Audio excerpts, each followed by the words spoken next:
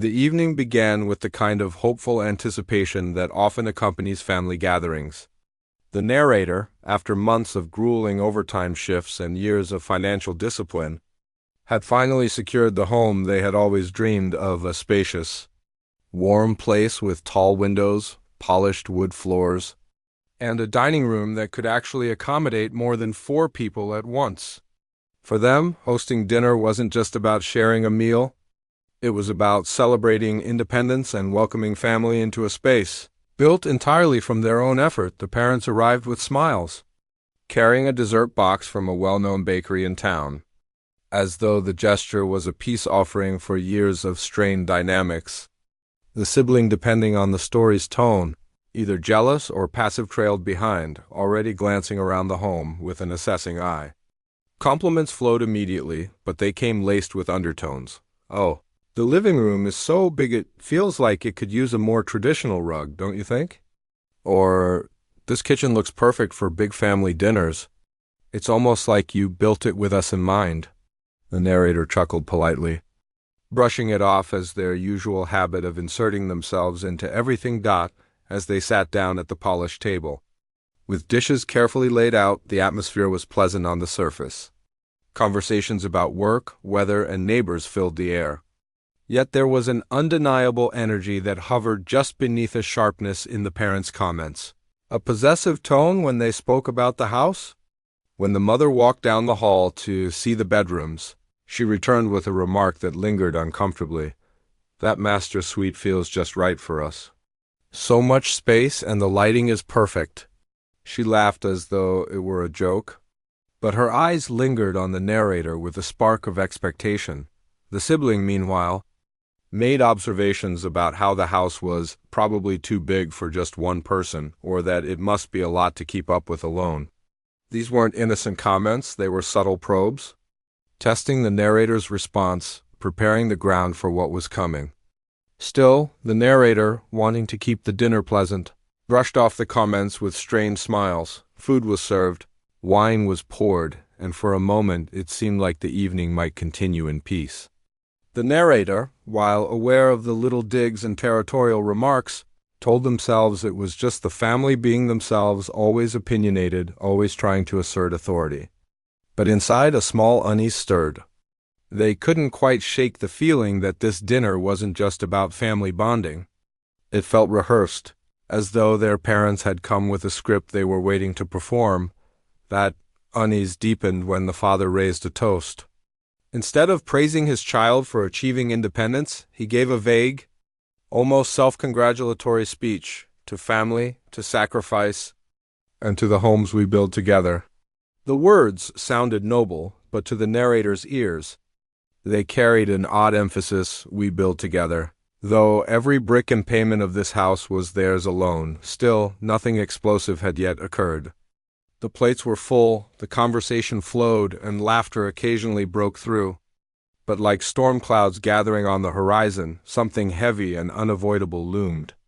The narrator didn't know it yet, but within the hour, their parents would make a claim so audacious it would flip the evening on its head. The dinner setup, though warm in appearance, was already stage-dressed for conflict. The narrator's home was not just a house to their parents. It was a prize, a symbol of control, and they had every intention of claiming it. The meal was halfway through when the tone of the evening shifted. Up until then, the parents had been making light observations, thinly veiled comments about the size of the house, the unused space, and how homey everything felt. The narrator had smiled politely, attributing it to their usual meddling. But the storm broke when the father, after setting down his glass of wine, leaned back in his chair and spoke with casual authority. "You know," he began, his voice carrying the weight of a premeditated announcement, "we've been thinking. This house, it really should be ours?" At first, the narrator thought they had misheard. A stunned silence settled over the table, silverware pausing mid-air. The mother leaned in, nodding vigorously. "Yes," she added quickly, "after everything we've done for you, after all the years of sacrifice, it only makes sense. We raised you, we provided for you, and now, in our later years, it's time for you to give back. And this house, it's perfect for us." The narrator blinked, their minds scrambling to catch up. Did they really just claim my house as theirs? The sibling, perhaps embittered by jealousy, jumped in to support the declaration. Honestly, it makes sense. The place is way too big for just you.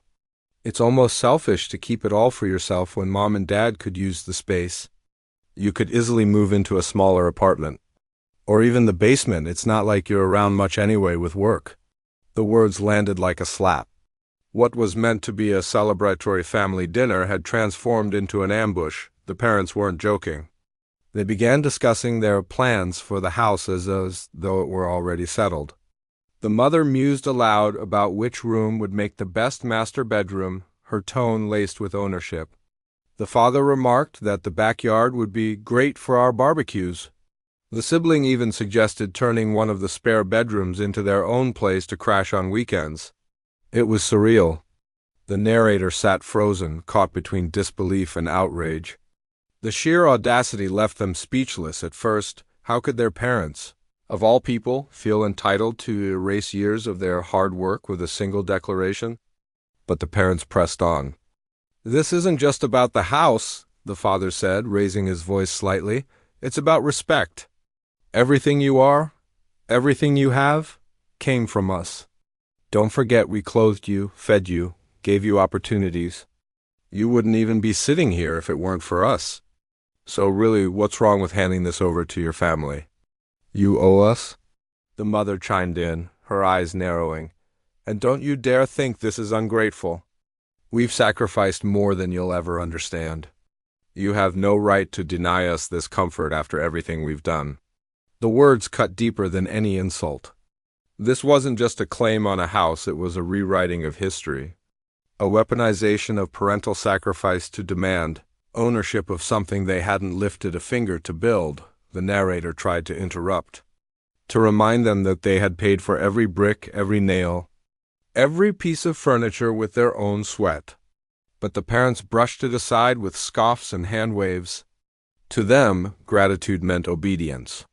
Success meant forfeiting independence. By now, the dinner no longer felt like a family gathering. It was a courtroom, with the parents playing judge and jury. Their verdict, the narrator's hard-earned home, belonged to them. The narrator sat in stunned silence, pulse quickening, chest tightening, as their family laughed and planned around them, as though their voice didn't matter. But beneath the shock, something else stirred, a quiet, simmering resolve. They would not let this stand. The parents had made their claim. But they had no idea what kind of response they were about to unleash. If the narrator had hoped their parents' shocking claim was a one-time outburst, that hope quickly crumbled. The conversation shifted from shocking audacity into something more insidious. Manipulation dressed up as duty. The father leaned forward, voice heavy with false sincerity. You act surprised, but why? We raised you. Do you have any idea how much it cost us? The clothes, the food, the schooling? Every penny we spent, we never once asked for repayment. All we've ever wanted was to see you succeed. And now you have. So why are you hesitating to give back? The mother followed swiftly, her tone sharper, almost accusatory. We struggled for years while you had the luxury of focusing on yourself. Do you think those nights we went without weren't sacrifices for you? You owe us your life, your success. And now, when it's time to show gratitude, you sit there acting like we're unreasonable? The words struck like darts, carefully chosen to pierce. It wasn't a request, it was a rewriting of reality, designed to trap the narrator in guilt. The sibling, emboldened by the parents' barrage, chimed in smugly. Honestly, it's embarrassing watching you act like this. You've always been selfish. Mom and Dad did everything, and now you won't even let them be comfortable? What kind of child are you? I would have given them the house without a second thought. Of course, the narrator knew this was Ali, the sibling, who had never held down a stable job, was always looking for shortcuts and handouts. Still, the accusation stung. Every protest the narrator attempted was batted down. I worked for this, they said quietly. The father shot back instantly. With whose support? Without us, you'd have nothing. When the narrator pointed out that the mortgage, the bills, The endless late nights of overtime had all been theirs alone. The mother waved it away with a dismissive laugh. So, you think a piece of paper makes it yours? Blood is thicker than ink. This family comes first, and if you don't see that, then you've been poisoned by selfishness. Gaslighting at its finest, their parents twisted every truth, minimized every accomplishment, and magnified every supposed debt until the narrator felt suffocated by the weight of it. It was as though the room had shrunk, the walls closing in with every accusation of ungrateful, selfish, and cold-hearted. The sibling pushed further, smirking. What's the point of a house this big if you don't share it? You're just proving what we've always known. You don't care about family. Maybe you never did. For a moment, doubt tried to creep in. The narrator remembered nights as a child when their parents had indeed worked late, when money had been tight, when sacrifices had been made. Maybe they did owe something. Maybe refusing was selfish. But then, another wave of memories came, moments when the parents had prioritized their own comfort over their child's needs. When the narrator had been forced to grow up quickly, when support was conditional, laced with expectations, the truth crystallized. This wasn't about love or sacrifice. It was about entitlement. As the accusations piled higher, the narrator realized something vital. Their parents weren't appealing to love. They were appealing to control. They weren't asking for help. They were demanding ownership. And in that realization came a flicker of strength. Though the guilt weighed heavy, the narrator's resolve began to harden. This was no longer about pleasing them or keeping the peace. This was about drawing a line in the sand. The dinner table, once a place of warmth, had become a battlefield. Every word from their parents was a weapon designed to weaken, to bend, to break. But the narrator was no longer the child they remembered. They had built this life brick by brick, and they would not let manipulation tear it away. The guilt and gaslighting might have cornered them before. But this time, something was different. This time, they were ready to push back. The room was thick with tension, the kind that makes the air feel heavy, almost unbreathable. For the past half hour, the narrator had been pummeled with accusations, guilt trips, and warped reminders of childhood sacrifices. Their parents sat upright, confident in their moral superiority, while the siblings smirked smugly, convinced the battle was already won. But something unexpected happened. Instead of shouting back or dissolving into tears, the narrator went very still. They set down their fork carefully, folded their hands on the table, and simply looked at each person in turn. The calmness was deliberate. In that silence, their parents grew uneasy. They had expected resistance, maybe an emotional breakdown, but not this eerie quiet. The narrator spoke slowly, each word precise. I hear everything you're saying, and I want to make one thing very clear. This house is mine. I worked for it. I earned it. I sacrificed for it, and no one gets to claim it but me. The parents scoffed immediately, dismissing the statement as childish defiance. Don't be dramatic, the father said. We're talking about family, not property.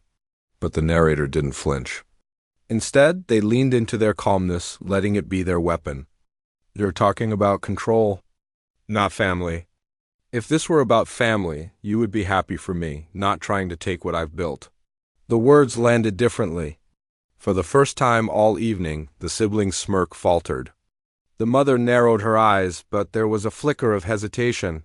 The narrator pressed on, voice steady, unwavering. You keep saying I owe you. Let me remind you, I owe you respect as my parents. I owe you love when it's given freely in return. But I do not owe you ownership of my life. Raising me was your responsibility, not a debt I'm forced to pay back forever. The mother slammed her hand lightly against the table, trying to regain control. You're twisting this. We only want what's fair. Fair? The narrator's calmness sharpened into steel. Fair would be celebrating your child's success. Fair would be not demanding the one thing that symbolizes independence after years of struggle. Fair would be letting me live without guilt. What you're asking is not fair, it's theft wrapped in manipulation. For a moment, silence reigned. The parents were not used to being spoken to this way. Their entire dynamic with their child had always been built on authority, unquestioned obedience. To be challenged so directly and with such measured control rattled them. The sibling tried to interject, "You're overreacting. It's just a house," but the narrator turned to them, eyes steady. "If it's just a house, then why do you want it so badly? You never worked for it. You never contributed to it. You don't get to call me selfish while demanding something you never earned." The siblings' cheeks flushed, their confidence slipping. The narrator leaned back, breathing deeply, their calmness now radiating power. "I won't be guilted. I won't be manipulated. I won't let you rewrite history to make me feel small. This house is my achievement, and I will not let it become your trophy." The parents exchanged glances, unsettled. Their child was no longer a pliable figure they could guilt into submission. This was someone who had grown, who understood the difference between duty and manipulation, between gratitude and control. For the first time that night, the balance of power shifted. The narrator's calm, reasoned defiance had cracked through the wall of entitlement. They weren't screaming, they weren't begging, they were simply standing firm. And that unnerved their family more than anger ever could. This was the turning point. The narrator was no longer defending themselves, they were reclaiming the narrative. And their parents, for the first time, realized they might not win this battle. The silence after the narrator's calm defiance was like a taut string ready to snap. Their parents shifted uncomfortably in their seats, clearly thrown off by the fact that their usual tactics, guilt, shame, and gaslighting hadn't worked this time. The sibling fidgeted, glancing from one parent to the other, waiting for someone to reassert control. The father tried first. "You think you're so clever, don't you? You think some words and a piece of paper mean anything? Family doesn't need permission?" His tone was sharp, but it wavered in a way it hadn't before. The narrator, however, didn't flinch. They had expected this. And now they were ready to deliver the move that would end the argument entirely. "I want you to listen carefully," the narrator said, voice steady, deliberate. They reached into a folder they had quietly placed near the dining room console earlier in the evening. With calm precision, they laid it on the table, opening it to reveal the official property deed. Their name was printed in bold, undeniable black ink. "This," the narrator continued, tapping the document, "is the only thing that matters when it comes to ownership. My name, not yours. Not anyone else's, mine. You don't get to claim what the law already makes clear." The mother's eyes widened, her voice rising. "You think hiding behind paperwork makes you right?" The narrator's lips curved into the faintest smile, not of arrogance, but of quiet power. "It doesn't just make me right, it makes me untouchable. You can yell, guilt, demand all you want. Legally, you have no claim here.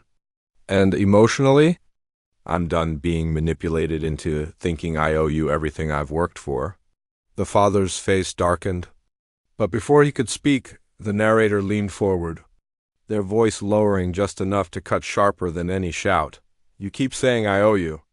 Let me remind you of a few things. When I was younger, you drained my savings account to cover your luxuries, not emergencies. When I needed help with school fees, you told me to figure it out on my own. And when I finally started earning, you guilted me into covering bills that weren't mine. I gave and gave, and still it was never enough. So no, I don't owe you. If anything, you owe me." The words struck like lightning. The siblings shifted uncomfortably, muttering, "That's not true," but their voice lacked conviction. They knew it was true. The narrator didn't raise their voice. They didn't need to. Every sentence was a scalpel cutting through years of denial. "I built this house brick by brick, paycheck by paycheck, sacrifice by sacrifice. I missed vacations. I skipped dinners. I worked through nights. This home is a symbol of my independence. And you think you can walk in here and strip that from me because you're my parents? Because you think I'll always bend?" They leaned back, eyes locked on their parents. "Not anymore." Then came the final blow. "If you truly believe family means forcing me to give up everything I've worked for, then maybe you don't deserve to sit at this table. So here's your choice. Respect my boundaries or leave my home, tonight." The words hung in the air, sharp as glass. For the first time, the parents looked rattled. Truly rattled. Their authority had cracked under the weight of calm, undeniable truth. The siblings' smug expression had completely faded, replaced with something like shock. They had all expected anger, maybe pleading, but not this icy, uncheckable strength paired with receipts of their own past failings. The power dynamic had flipped entirely. The narrator was no longer the cornered child. They were the owner of the home, the master of the space, the one holding all the cards. The family had demanded obedience. Instead, they were being given a door. The room sat in stunned silence, the narrator's final words echoing like a verdict. For years, the parents had believed control over their child was permanent, unquestionable. But now, faced with calm authority, legal proof, and a refusal to bend, they found themselves cornered in a way they had never experienced before. The mother was the first to react, her face flushing red. She scoffed, trying to mask her discomfort. "Ungrateful. After everything we've done for you, this is how you treat us." Her voice cracked at the edges, no longer as confident as before. The father followed, his tone darker, laced with wounded pride. "You'll regret speaking to us like this. One day you'll realize how cold you've become. But by then, it'll be too late." He shoved his chair back. The scrape of wood on the polished floor harsh in the quiet room. The sibling, who had been the loudest supporter of the parents' claim earlier, now avoided the narrator's gaze. Their smirk had long vanished, replaced by unease. They muttered half-heartedly, "This isn't over." But even they didn't sound convinced. The narrator, however, felt no tremor of doubt. They sat still, steady, the storm inside finally clearing. For years, guilt had weighed on them like an invisible chain. Every choice, every milestone, was shadowed by the thought that they were never enough for their family, never doing enough to repay sacrifices. But in this moment, that chain shattered. They rose from the table slowly, deliberately, reclaiming not just their house but their sense of self. "You can leave now," they said, voice firm yet calm. "If you choose to come back, it will be as guests. Not as people who think they own what isn't theirs. And if you can't respect that, then don't come back at all." The words were simple, but their weight was enormous. The parents exchanged a look, an uneasy blend of anger, shock, and a realization they weren't ready to face. Their child was no longer under their control. With a huff, the mother gathered her bag. The father muttered something under his breath, but neither argued further. The sibling followed quietly, though not without one last glance at the house, as if mourning a prize that had slipped from their grasp. When the door finally closed behind them, the silence that followed was profound. The house, once filled with the echoes of manipulation and accusations, now felt lighter, freer. The narrator stood in the quiet dining room, gazing at the half-finished plates, the tipped glasses, the folder with the deeds still lying open on the table. For the first time, the house truly felt like theirs. Not just in name, not just in paperwork, but in spirit.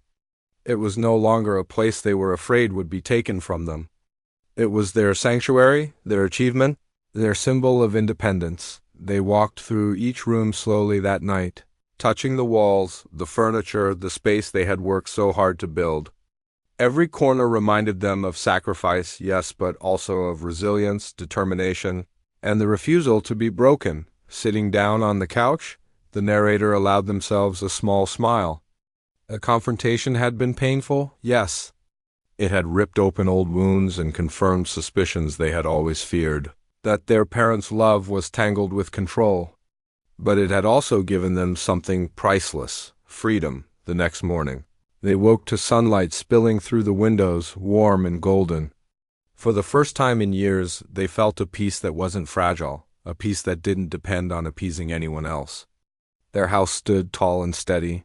Just like them, the narrator knew their relationship with their parents might never be the same again. But that no longer terrified them. Because standing up for themselves, defending their boundaries, wasn't the end of family. It was the beginning of self-respect. The house was more than just walls and a roof. It was a declaration: I am my own person. My life, my choices, my home, and no one, not even family, would take that away again.